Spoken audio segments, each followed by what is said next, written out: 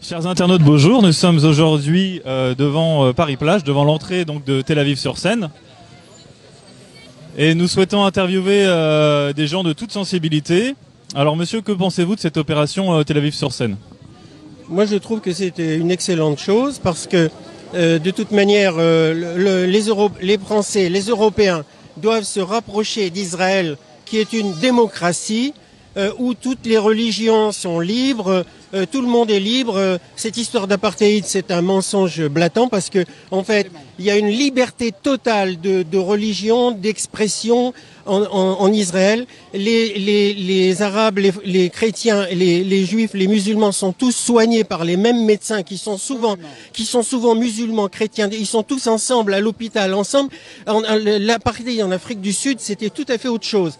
En Afrique du Sud, ça n'a rien à voir. D'assimiler, c'est honteux parce que d'assimiler l'apartheid d'Afrique du Sud avec la situation en Israël, c'est une aberration totale, d'une mauvaise foi totale. Alors Israël étant une démocratie, l'Europe doit savoir d'où elle vient. L'Europe vient du Talmud. L'Europe était féodale. L'Europe féodale a été. Il y a eu une rupture au siècle des Lumières contre la mainmise de l'Église et de la féodalité sur l'Europe. Les Européens ont été libérés de la féodalité et de la théocratie de Rome par la rupture du siècle des Lumières, de la Révolution française, etc. Et ces idées, les idées de l'égalité de tous et de la justice sur terre, parce que l'Église proposait la justice au ciel. Les derniers seront les premiers. Les Juifs ont toujours dit, depuis 3000 ans, non, la justice c'est sur terre. Et le Talmud c'est la justice sur terre. Et point par point, c'est une étude qui est poursuivie depuis 3000 ans pour arriver à établir la justice sur terre, l'égalité pour tous. Ça c'est un très long travail qui a été entrepris par les Juifs il y a 3000 ans. Et dont l'Europe démocratique bénéficie aujourd'hui. Donc l'Europe démocratique devrait être très proche d'Israël parce que c'est source, cette culture juive de la justice sur terre. L'Europe a une très grande dette envers ça. Et alors justement, c'est très bien de se rapprocher et justement de dire aussi aux Arabes, rapprochez-vous aussi de ces valeurs juives parce que la soumission aveugle au calife, c'est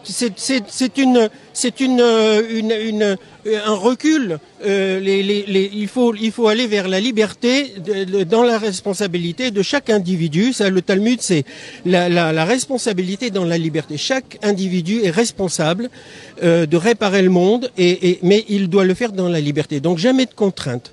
C'est l'islam qui a établi la contrainte. Le christianisme d'abord a établi le génocide en Amérique du Sud pour établir, pour christianiser, les massacres d'hérétiques, avec la Saint-Barthélemy et tout ce que vous voulez.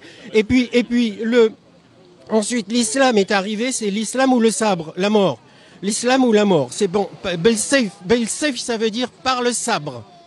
Alors ça, c'est la contrainte, la culture de la contrainte, par ces deux dérivés du judaïsme, parce que le christianisme et l'islam viennent du judaïsme, mais ils en sont des dérives perverses. Pourquoi ? Parce que là où le judaïsme interdisait la contrainte, l'Église chrétienne et l'islam ont introduit la contrainte, et ils ont construit d'immenses empires sur la contrainte. Un immense empire chrétien et un immense empire musulman basé sur la contrainte. Et il n'y a qu'à voir la situation. Et ce minuscule État juif, c'est l'étincelle de la vérité, c'est-à-dire pas de contrainte, La responsabilité. Pas de contraintes, ça dépend pour qui. Parce que pour les gens qui habitaient là avant que les colonialistes débarquent, ils voient qu'il y a beaucoup de contraintes aujourd'hui pour eux. Les gens qui habitaient sur place pouvaient rester. Ceux qui sont restés sont en sécurité. Ils sont les Arabes. Il y en a beaucoup il y a 800 000 personnes qui ont été, soit qui ont fui pour ne pas être massacrés, soit qui ont été expulsés. Ils n'ont pas fui pour ne pas être massacrés. Ils ont fui pour que les armées arabes puissent massacrer tous les juifs. Et c'est l'inverse. Et justement, c'est parce qu'ils ont été, on leur a enjoint d'évacuer pour permettre, on leur a dit on fera pas de détails, on va massacrer tout le monde. Donc quittez et vous reviendrez après quand on aura massacré tout le monde. Est-ce que vous pensez aujourd'hui que comme l'ONU le préconise, ils ont le droit au retour? Écoutez, bien sûr, ils auraient le droit au retour dans un État palestinien et qui doit... Le retour chez eux, c'est-à-dire aujourd'hui ça s'appelle Israël, mais avant c'était chez eux, c'était la Palestine. Et l'ONU dit qu'ils ont le droit au retour. Qu'est-ce que vous en pensez? Écoutez, moi je suis juif tunisien.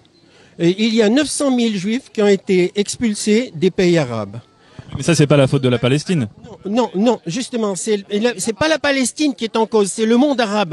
C'est le monde arabe global qui refuse Israël. C'est pas la Palestine. Les Palestiniens sont des marionnettes qu'on utilise comme ça. Les malheureux, ils se font manipuler par la Ligue arabe, par tous les potentats arabes qui utilisent ça pour pouvoir établir leur dictature. Mais en fait, je me souviens en Tunisie quand il y avait du chômage et qu'il y avait la sécheresse et la famine, on disait c'est la faute d'Israël. Même Bourguiba, qui est un soi-disant modéré, disait ça va mal, c'est la faute d'Israël. Ne vous plaignez pas, ne faites pas la grève, ne rouspétez pas, tout est la faute d'Israël. C'est toujours la faute des Juifs. Bon, alors ça, évidemment, c'est ça le problème. Alors pourquoi est-ce que les Juifs ont quitté le monde arabe? Ils ont quitté parce qu'ils ont été chassés. On les a empêchés de travailler, on les a empêchés de gagner leur vie. On les a insultés, on leur crachait dessus, on mettait le feu à leur synagogue. Alors ils ont été obligés de partir, si vous voulez. Bon, alors voilà, 900 000 sont partis. Mais non, écoutez, au lieu de se crisper. Pour retourner dans un endroit, il faut déjà en être originaire. Oui. Oui, c'est ce que je dis. C'est ce que je dis. Bah, vous dites qu'ils étaient obligés de partir, mais il y a des historiens qui disent que c'est pas vrai. Écoutez, les 900 000 juifs, qui ont été obligés de quitter. Ah bon? Les 900 000 juifs des pays arabes. Les 900 000 juifs des pays arabes ont été absorbés par Israël ou par la France ou par le Canada. Ils sont partis, ils ont reconstruit leur vie et ils sont pas restés crispés sur une vengeance, une revanche. Et ils ne se sont pas laissés manipuler comme les Palestiniens se font manipuler par le monde arabe dans une situation sans issue.